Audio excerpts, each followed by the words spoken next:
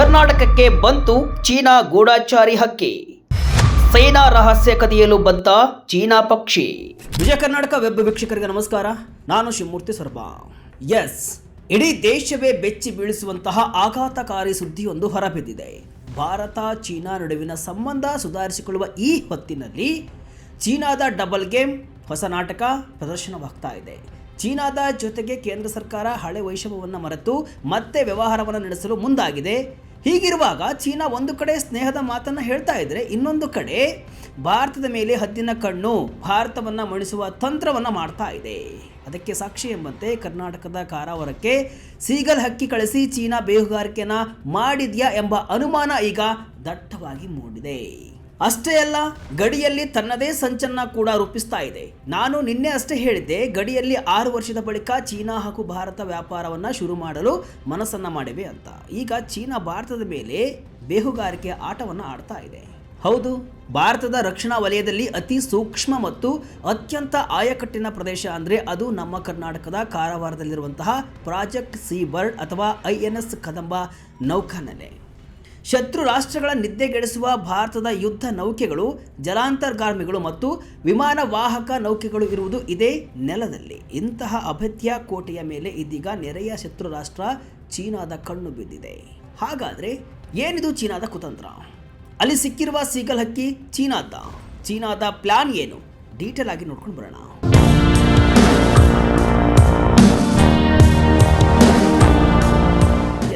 ಕಾರವಾರದ ಕಡಲ ತೀರದಲ್ಲಿ ಪತ್ತೆಯಾದ ಒಂದು ಸಣ್ಣ ಹಕ್ಕಿ ಈಗ ಭಾರತದ ರಕ್ಷಣಾ ವಲಯಕ್ಕೆ ಸವಾಲಾಗಿದೆ. ಮೇಲ್ನೋಟಕ್ಕೆ ಇದೊಂದು ಸಾಧಾರಣ ಸೀಗಲ್ ಹಕ್ಕಿ ಅಂತ ಕಂಡರೂ ಕೂಡ ಅದರ ಬೆನ್ನಿನ ಮೇಲಿದ್ದು ಅತ್ಯಂತ ಅಪಾಯಕಾರಿ ಎನಿಸುವಂತಹ ಚೀನಾ ನಿರ್ಮಿತ GPS ಟ್ರ್ಯಾಕರ್. ಒಂದೆಡೆ ಭಾರತದ ಅತಿದೊಡ್ಡ ನೌಕಾನೆಲೆ, ಮತ್ತೊಂದೆಡೆ ಕೈಗಾ ಅಣು ಸ್ಥಾವರ.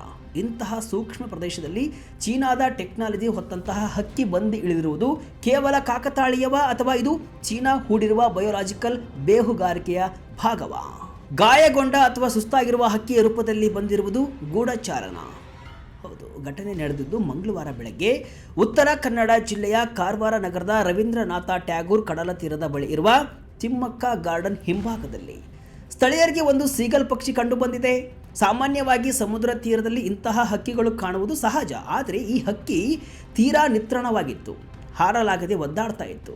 ಇದನ್ನು ಗಮನಿಸಿದ ಸ್ಥಳೀಯರು ಅದರ ಬಳಿ ಹೋದಾಗ ಅವರಿಗೆ ಕಂಡಿದ್ದು ಆಶ್ಚರ್ಯಕರ ದೃಶ್ಯ. ಆ ಹಕ್ಕಿಯ ಬೆನ್ನಿನ ಭಾಗದಲ್ಲಿ ಚಿಕ್ಕದಾದ ಎಲೆಕ್ಟ್ರಾನಿಕ್ ಉಪಕರಣವೊಂದನ್ನು ಅಳವಡಿಸಲಾಗಿತ್ತು.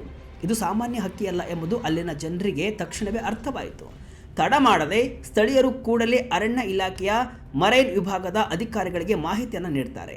ಸ್ಥಳಕ್ಕೆ ದೌಡಾಯಿಸಿದ ಅರಣ್ಯ ಇಲಾಖೆಯ ಸಿಬ್ಬಂದಿ ಮತ್ತು ನೌಕಾಪಡೆಯ ಅಧಿಕಾರಿಗಳು ಹಕ್ಕಿಯನ್ನು ವಶಕ್ಕೆ ಪಡೆದು ಪರಿಶೀಲಿಸಿದಾಗ ಆತಂಕಕಾರಿ ಮಾಹಿತಿಯೊಂದು ಹೊರಬಿದ್ದಿದೆ.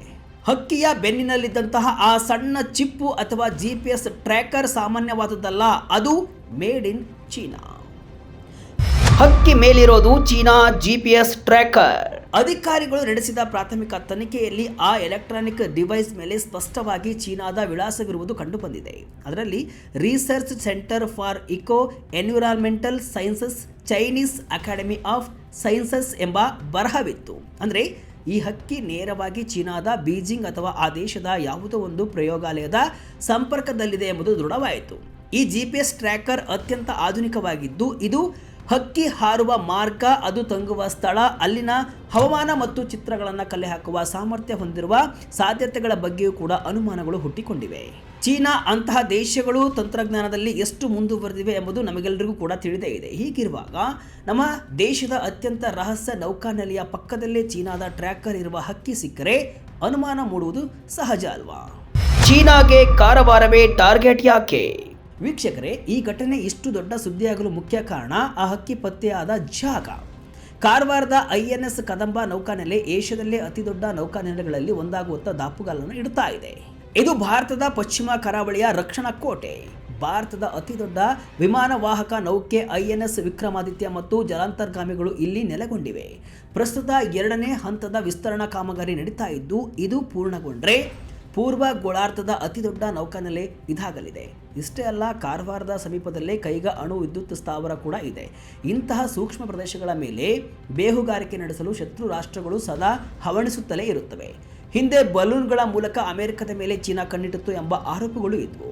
ಈಗ ಪಕ್ಷಿಗಳ ಮೂಲಕ ಭಾರತದ ರಕ್ಷಣಾ ರಹಸ್ಯಗಳನ್ನು ಕದಿಯಲು ಚೀನಾ ಮುಂದಾಗಿದೆಯಾ ಎಂಬ ಪ್ರಶ್ನೆ ರಕ್ಷಣಾ ತಜ್ಞರನ್ನ ಕಾಡ್ತಾ ಇದೆ. ಇದು ಬೇಹುಗಾರಿಕೆಯೇ ಅಥವಾ ಸಂಶೋಧನೆಯೇ? ಹೌದು, ಎಲ್ಲವನ್ನೂ ಕೂಡ ಅನುಮಾನದ ದೃಷ್ಟಿಯಿಂದಲೇ ನೋಡಲು ಸಾಧ್ಯವಿಲ್ಲ ಅಂತ ಅರಣ್ಯ ಇಲಾಖೆಯ ಅಧಿಕಾರಿಗಳು ಈಗ ಅಭಿಪ್ರಾಯವನ್ನು ಪಟ್ಟಿದ್ದಾರೆ. 2 ಆಂಗಲ್ನಲ್ಲಿ ಅಧಿಕಾರಿಗಳು ಸಂಶೋಧನೆಯನ್ನು ಮಾಡ್ತಿದ್ದಾರೆ. ಅರಣ್ಯ ಇಲಾಖೆಯ ಅಧಿಕಾರಿಗಳು ಹೇಳುವಂತೆ ಪ್ರಪಂಚಾದ್ಯಂತ ಪಕ್ಷಿ ತಜ್ಞರು ಮತ್ತು ಸಂಶೋಧನಾ ಸಂಸ್ಥೆಗಳು ವಲಸೆ ಹಕ್ಕಿಗಳ ಚಲನವಲನವನ್ನು ಅಧ್ಯಯನ ಮಾಡಲು ಇಂತಹ GPS ಟ್ರ್ಯಾಕರ್ಗಳನ್ನು ಬಳಸ್ತಾರೆ. ಹಕ್ಕಿಗಳು ಯಾವ ಮಾರ್ಗದಲ್ಲಿ ಹಾರುತ್ತವೆ, ಎಲ್ಲಿ ವಿಶ್ರಾಂತಿ ಪಡೆಯುತ್ತವೆ, ಅವುಗಳ ಆಹಾರ ಪದ್ಧತಿ ಏನು, ಹವಾಮಾನ ಬದಲಾವಣೆ ಅವುಗಳ ಮೇಲೆ ಹೇಗೆ ಪರಿಣಾಮ ಬೀರುತ್ತೆ ಎಂಬುದನ್ನು ತಿಳಿಯಲು ಟ್ಯಾಗಿಂಗ್ ಮಾಡಲಾಗುತ್ತೆ ಅಂತ ತಿಳಿಸಿದ್ದಾರೆ. ಲಭ್ಯವಾಗಿರುವ ದತ್ತಾಂಶದ ಪ್ರಕಾರ ಈ ಪುಟ್ಟ ಸೀಗಲ್ ಹಕ್ಕಿ ಬರೋಬ್ಬರಿ 10,000 ಕಿಲೋಮೀಟರ್ಗಳಷ್ಟು ದೂರವನ್ನು ಈಗಾಗಲೇ ಕ್ರಮಿಸಿದೆ. ಇದು ಆರ್ಕಿಟಿಕ್ ಪ್ರದೇಶಗಳನ್ನು ದಾಟಿ ಹಿಮಾಲಯವನ್ನು ಬಳಸಿ ಅಥವಾ ಸಮುದ್ರ ಮಾರ್ಗವಾಗಿ ಕಾರವಾರಕ್ಕೆ ಬಂದಿರಬಹುದು ಅಂತ ಅಂದಾಜಿಸಲಾಗಿದೆ. ಇಷ್ಟು ದೂರದ ಪ್ರಯಾಣದಲ್ಲಿ ಹಕ್ಕಿ ದಣಿದು ದಾರಿ ತಪ್ಪಿ ಅಥವಾ ಆಹಾರವಿಲ್ಲದೆ ನಿತ್ರಾಣವಾಗಿ ಕಾರವಾರದ ಕಡಲ ತೀರದಲ್ಲಿ ಬಿದ್ದಿರಬಹುದು ಅಂತಾನೂ ಕೂಡ ಹೇಳಲಾಗ್ತಿದೆ. ಇದೇ ರೀತಿಯ ಘಟನೆ ನವೆಂಬರ್ 2024 ಕೂಡ ನಡೆದಿತ್ತು. ಆಗ ಬೈತ್ಕೋಲ್ ಬಂದರು ಪ್ರದೇಶದಲ್ಲಿ ಟ್ರ್ಯಾಕರ್ ಅಳವಡಿಸಲಾದ ಸಮುದ್ರ ಹದ್ದು ಪತ್ತೆಯಾಗಿತ್ತು. ತನಿಖೆಯ ನಂತರ ಅದು ವನ್ಯಜೀವಿ ಸಂಶೋಧನೆಯ ಭಾಗ ಅಂತ ದೃಢಪಟ್ಟಿತ್ತು. ಚುರುಕುಗೊಂಡ ಪೊಲೀಸ್ ತನಿಖೆ. ಆದರೂ ಸಹ ರಕ್ಷಣಾ ಇಲಾಖೆ ಮತ್ತು ಪೊಲೀಸರು ಈ ವಿಷಯವನ್ನು ಲಘುವಾಗಿ ಪರಿಗಣಿಸಿಲ್ಲ. ಕಾರವಾರದ ಹಿರಿಯ ಪೊಲೀಸ್ ಅಧಿಕಾರಿ ದೀಪನ್ MN ಅವರ ಪ್ರಕಾರ ಅರಣ್ಯ ಇಲಾಖೆಯ ಕೋಸ್ಟಲ್ ಮರೈನ್ ವಿಭಾಗ ಹಕ್ಕಿಯನ್ನು ವಶಕ್ಕೆ ಪಡೆದಿದೆ. ನಾವು ಅವರೊಂದಿಗೆ ಸಮನ್ವಯ ಸಾಧಿಸಿ ತನಿಖೆಯನ್ನು ನಡೆಸ್ತಾ ಇದ್ದೇವೆ. ಆ GPS ಟ್ರ್ಯಾಕರ್ನಲ್ಲಿ ಏನಿದೆ ಅದು ಕೇವಲ ಲೊಕೇಶನ್ ಡೇಟಾ ಕಳಿಸ್ತಾ ಇದೆಯಾ ಅಥವಾ ಫೋಟೋ ವಿಡಿಯೋ ಕಳಿಸುವ ಸಾಮರ್ಥ್ಯವನ್ನು ಹೊಂದಿದೆಯಾ ಎಂಬುದನ್ನು ತಾಂತ್ರಿಕ ಪರೀಕ್ಷೆಗೆ ಒಳಪಡಿಸಲಾಗುವುದು ಅಂತ ಹೇಳಿದ್ದಾರೆ. ಸದ್ಯ ಹಕ್ಕಿಗೆ ಚಿಕಿತ್ಸೆಯನ್ನು ನೀಡಿ ಸುರಕ್ಷಿತವಾಗಿ ಇಡಲಾಗಿದೆ. ಅರಣ್ಯ ಇಲಾಖೆಯು ಚೀನಾದ ಸಂಬಂಧಪಟ್ಟ ಅಕಾಡೆಮಿಯನ್ನು ಸಂಪರ್ಕಿಸಿ ಆ ಪ್ರಾಜೆಕ್ಟ್ನ ಉದ್ದೇಶ, ವ್ಯಾಪ್ತಿ ಮತ್ತು ಕಾಲಮಿತಿಯ ಬಗ್ಗೆ ಮಾಹಿತಿಯನ್ನು ಕೋರಿದೆ. ಆ ಕಡೆಯಿಂದ ಬರುವ ಅಧಿಕೃತ ಮಾಹಿತಿಯ ನಂತರವಷ್ಟೇ ಇದು ಗೂಢಚಾರಿಕೆಯೇ ಅಥವಾ ಅಮಾಯಕ ಹಕ್ಕಿಯ ಸಾಹಸ ಯಾತ್ರೆಯೇ ಎಂಬುದು ಕೂಡ ಖಚಿತವಾಗಲಿದೆ. ಬ್ರಹ್ಮಪುತ್ರದ ಮೇಲೆ ಚೀನಾದ ಬೃಹತ್ ಅಣೆಕಟ್ಟು, ಭಾರತಕ್ಕೆ ಎದುರಾಗಲಿದೆಯೇ ಜಲಕಂಟಕ? ಹೌದು, ಇದಿಷ್ಟು ಒಂದು ಕಥೆಯಾದರೆ ಚೀನಾ ಮತ್ತೊಮ್ಮೆ ಭಾರತದ ಗಡಿಭಾಗದಲ್ಲಿ ಆತಂಕದ ಅಲೆಗಳನ್ನು ಎಬ್ಬಿಸಿದೆ. ಟಿಬೆಟ್ನಲ್ಲಿ ಹರಿಯುವಂತಹ ಯಾರ್ಲುಂಗ್ ಟ್ಯಾಂಕ್ಸ್ಪೋ ಅಂದರೆ ಬ್ರಹ್ಮಪುತ್ರ ನದಿಯ ಮೇಲೆ ಚೀನಾ ಜಗತ್ತೇ ಬೆರಗಾಗುವಂತಹ ಬೃಹತ್ ಜಲ ವಿದ್ಯುತ್ ಯೋಜನೆಯನ್ನು ನಿರ್ಮಿಸ್ತಾ ಇದೆ.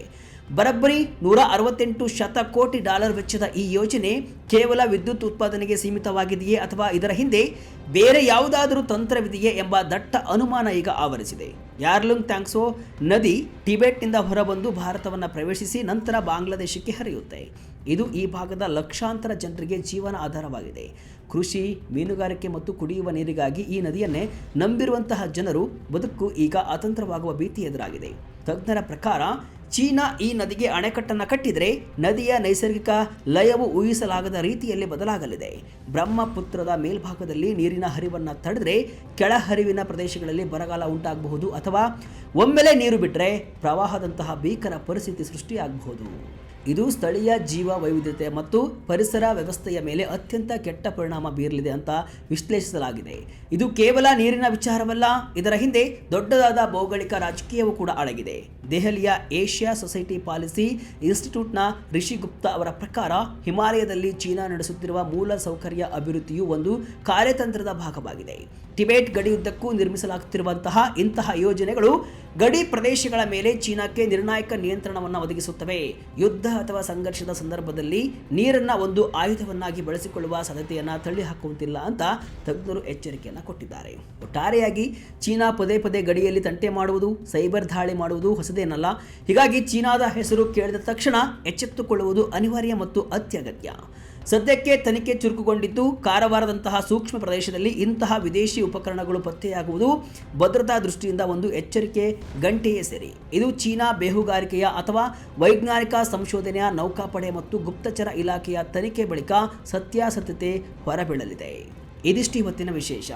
ಇದೇ ರೀತಿಯ ಹಲವು ವಿಶ್ಲೇಷಣೆ ಮಾಹಿತಿ ಅಷ್ಟೇ ಅಲ್ಲ, ಮನರಂಜನೆಯ ವಿಡಿಯೋಗಳಿಗಾಗಿ ವಿಜಯ ಕರ್ನಾಟಕ ವೆಬ್ಸೈಟ್, ಫೇಸ್ಬುಕ್ ಹಾಗೂ ಯೂಟ್ಯೂಬ್ ಪೇಜನ್ನು ಫಾಲೋ ಮಾಡಿ. ಧನ್ಯವಾದಗಳು.